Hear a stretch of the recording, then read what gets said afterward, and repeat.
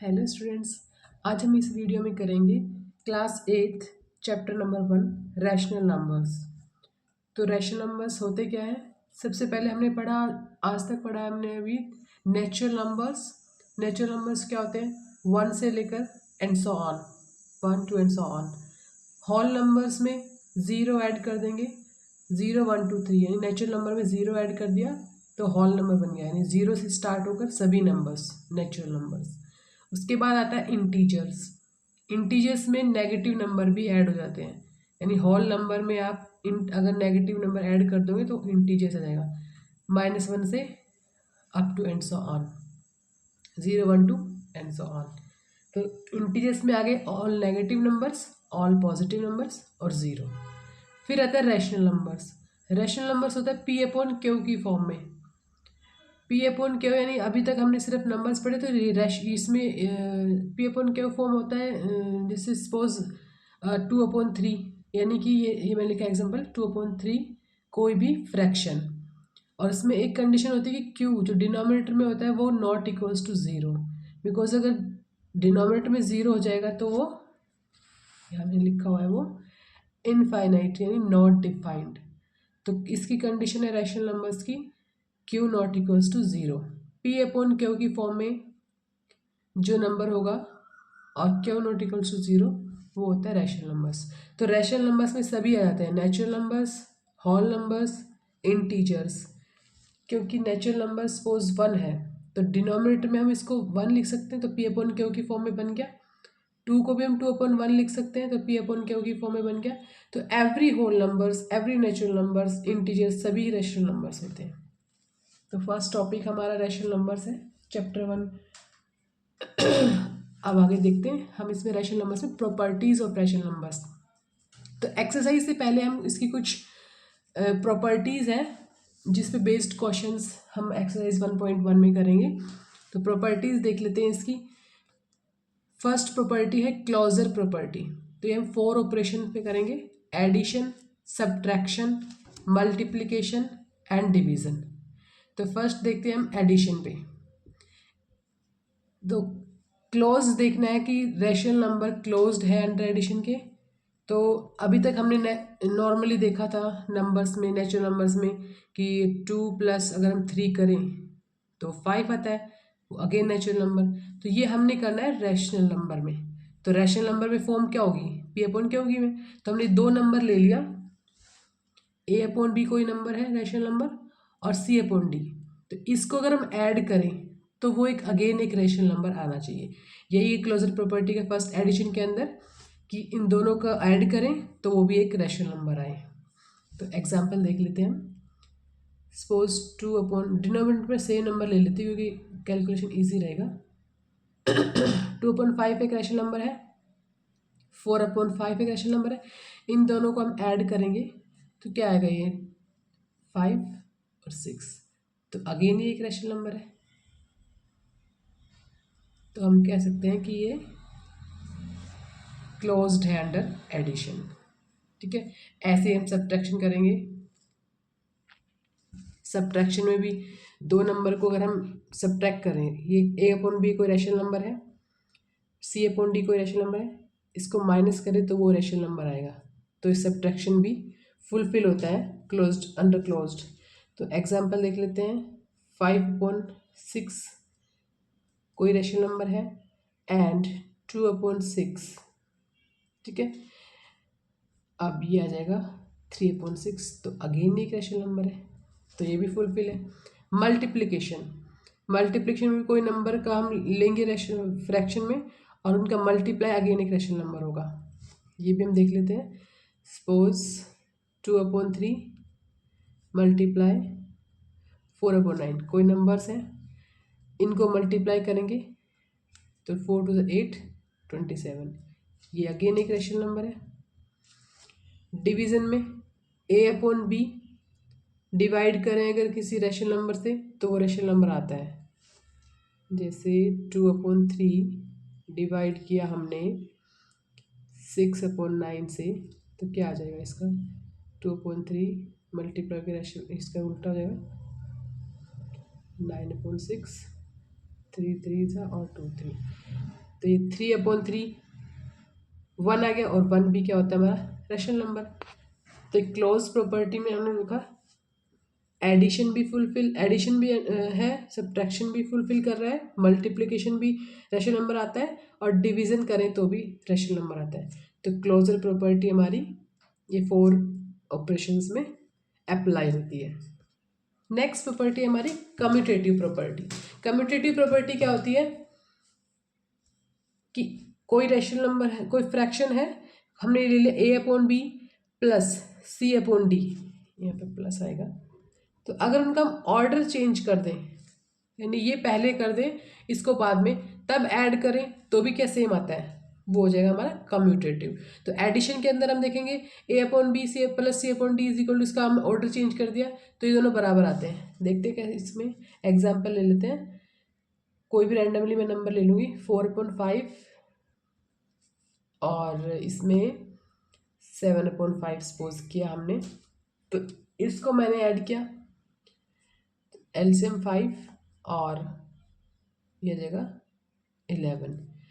अब हम इसका ऑर्डर चेंज करके देखेंगे यहाँ पर कि 7/5 पहले, तो कोई फर्क नहीं पड़ेगा, यही हमें इसमें दिखाना है, प्लस 4/5 मैंने इसको पहले लिख दिया, तो यही हमारी कम्यूटेटिव होती है अंडर एडिशन। ये हो जाएगा हमारा 11/5, तो ये बराबर आ गया। तो rational number is commutative under addition, ये भी फुलफिल होता है अंडर एडिशन। सब्ट्रैक्शन में देखेंगे हम A/B कोई रैशनल नंबर है, उसको अगर हम सब्ट्रैक्ट करें C/D और उसका अगर हम ऑर्डर चेंज कर दें, यानी C/D को पहले लिखें और माइनस ए, तो ये क्या फुलफिल होता है, ये हम चेक करेंगे।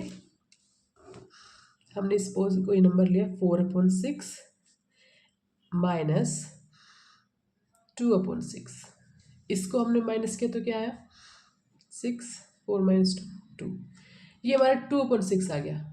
ये इसको सिंप्लीफिकेशन करके 1/3। अब इसका हम ऑर्डर चेंज करें, यानी जो हमारे C/D था 2/6 उसको पहले लिखें और A/B को बाद में लिखें 4/6, तो ये आएगा हमारे पास 2 - 4। अब यहाँ पर नेगेटिव आ जाएगा क्योंकि यहाँ पर -4 है, बड़ा है, तो यहाँ पर -2/3 और ये हो जाएगा -1/3।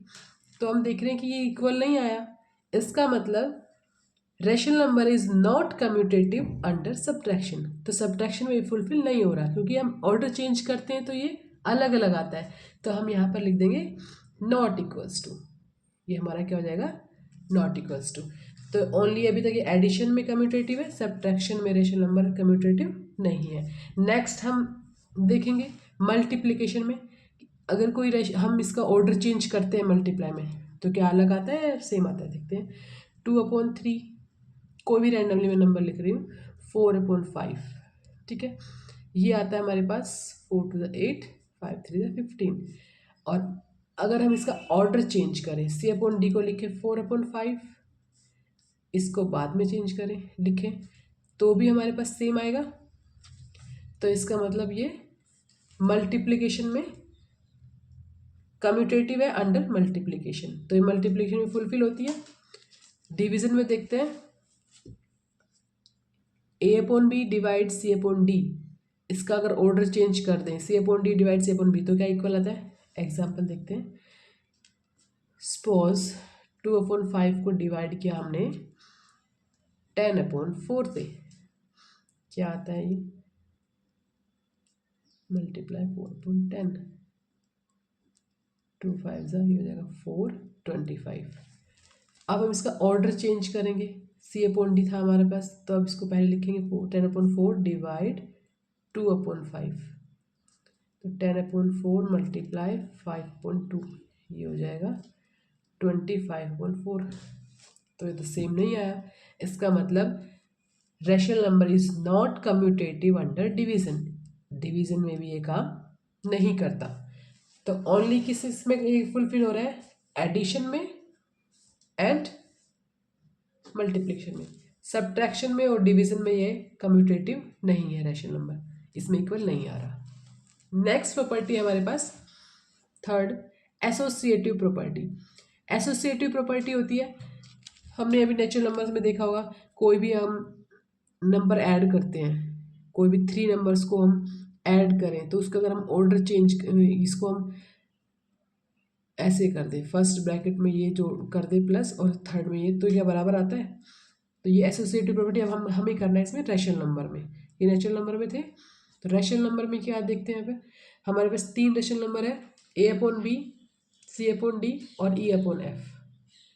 इनको ये हमारा अगर हम ए प्लस अपॉन बी इन दोनों को हम लिखें और फर्स्ट इन दोनों को ऐड करें तो क्या दोनों बराबर आते हैं। ये हम एग्जाम्पल देख के बनाते हैं।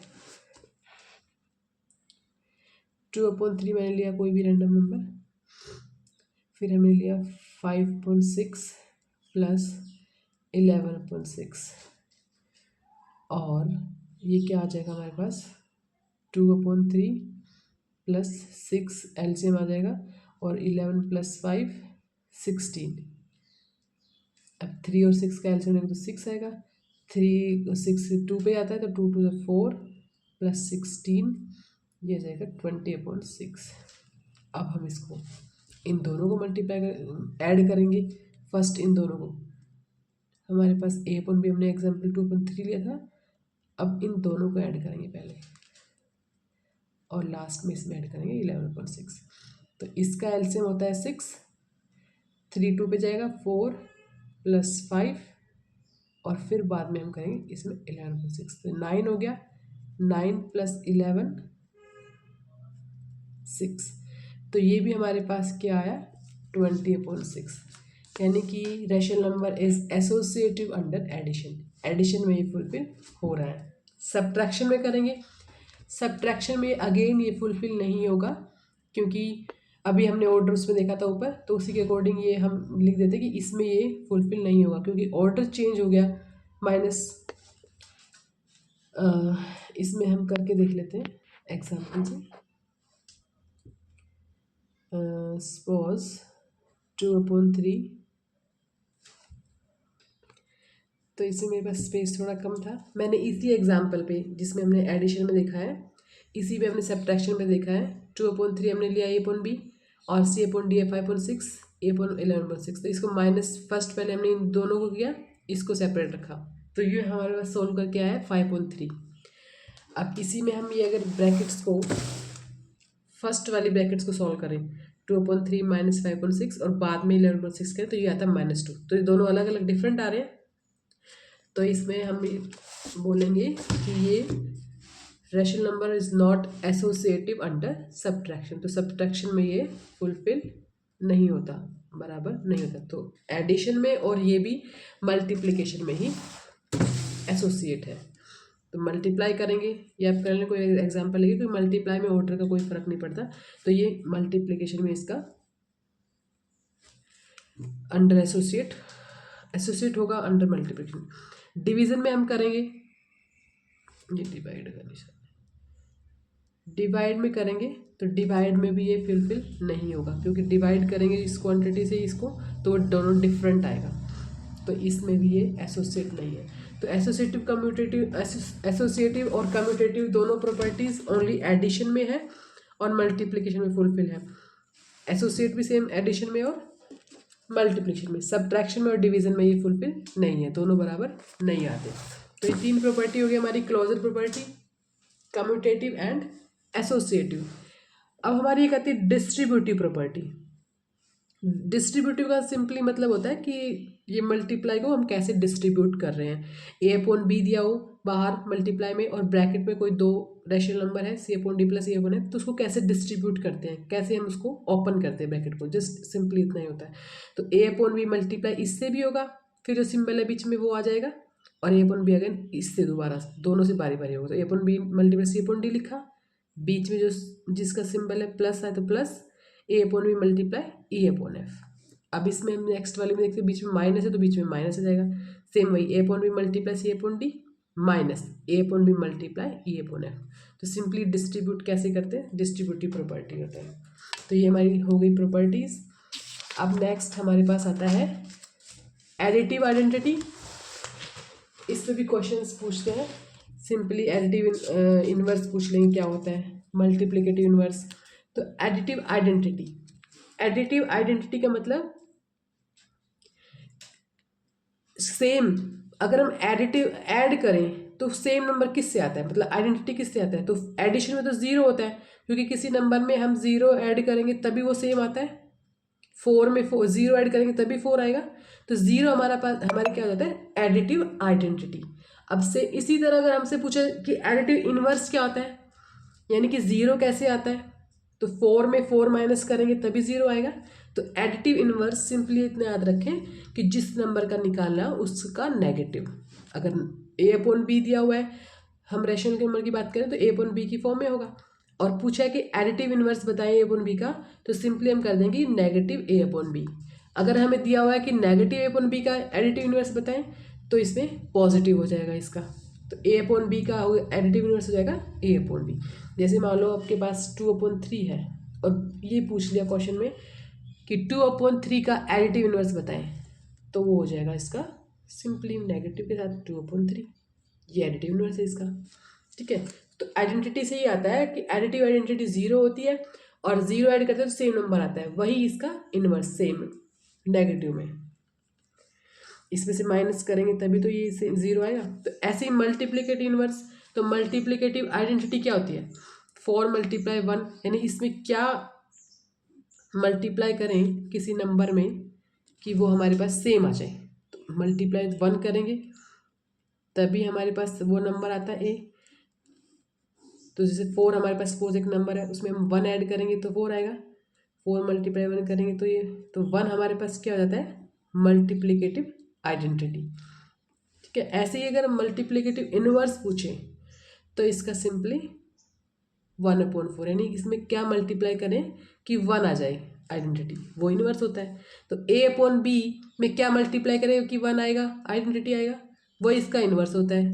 तो हम इसमें ए अपॉन बी में इसका opposite B upon A multiply करेंगे तो 1 आएगा, तो इसका मतलब बी अपॉन ए क्या हो गया, इसका मल्टीप्लिकेटिव इनवर्स।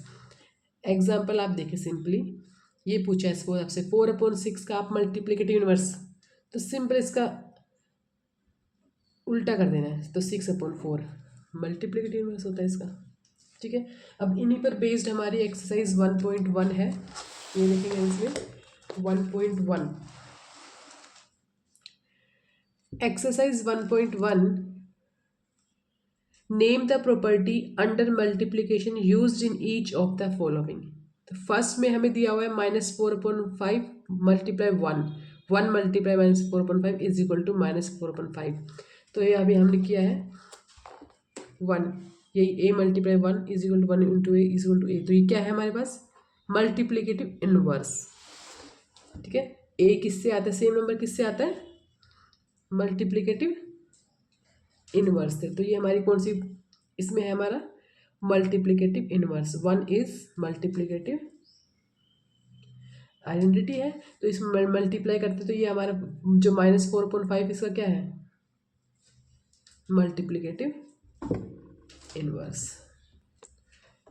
1 हमारे पास मल्टीप्लिकेटिव आइडेंटिटी है, इनवर्स नहीं, इनवर्स तो इसका हम इसका अपोजिट साइन करके निकालते हैं। तो ये हमारे किया हुआ है -4/5 multiply 1, 1 multiply -4/5 is equal to -4/5, यानी सेम निकाला हुआ है। तो मल्टीप्लिकेटिव अभी हमने किया था कि सेम किससे आता है, ये हमने आइडेंटिटी निकाली थी, कोई नंबर किससे मल्टीप्लाई करे वो सेम आ जाए, तो 1 से आया था, तो 1 हमारा यहाँ पे क्या था, मल्टीप्लिकेटिव आइडेंटिटी, तो यहाँ पर आ जाएगा मल्टीप्लिकेटिव आइडेंटिटी। इनवर्स होता है अगर ये प्लस होता है इसका अपोजिट, तो यहाँ पर हमारा 1 ये पूछा क्या है, तो मल्टीप्लिकेटिव आइडेंटिटी, ये हो जाएगा मल्टीप्लिकेटिव आइडेंटिटी। नेक्स्ट हमारा है -13/17 मल्टीप्लाई -2/7 इज इक्वल टू, इसमें ऑर्डर चेंज किया हुआ है, जिसे हमने किया था ना a/b मल्टीप्लाई c/d और c/d मल्टीप्लाई a/b, तो ऑर्डर चेंज किया हुआ है, तो ये कम्यूटेटिव प्रॉपर्टी है। अभी हमने कम्यूटेटिव प्रॉपर्टी किया था, ये उसी का सेम क्वेश्चन है। तो कम्यूटेटिव प्रॉपर्टी में ये ऑर्डर चेंज कर रखा है मल्टीप्लिकेशन में, a/b मल्टीप्लाई c/d, c/d को पहले लिख दिया, तो हम लिख देंगे सेकंड वाले में commutative property, commutative property under multiplication है ये, मल्टीप्लिकेशन तो अंडर मल्टीप्लिकेशन है। थर्ड है हमारे पास -19/29 मल्टीप्लाई 29 -19, तो 1 आ रहा है। ये पूछा, ये क्या है यहाँ पर हमारे पास, अपोजिट को किया हुआ है, A/B, B/A किया हुआ है और 1 आ गया, तो यहाँ पर ये हमारे पास क्या है, इसका मल्टीप्लाई है, तो मल्टीप्लिकेटिव इनवर्स इसका, ठीक है। तो ये है मल्टीप्लिकेटिव इनवर्स। नेक्स्ट क्वेश्चन देखेंगे number 2, tell what property allows you to compute. अब इसने पूछा कि कौन सी प्रॉपर्टी ये अलाउ करती है।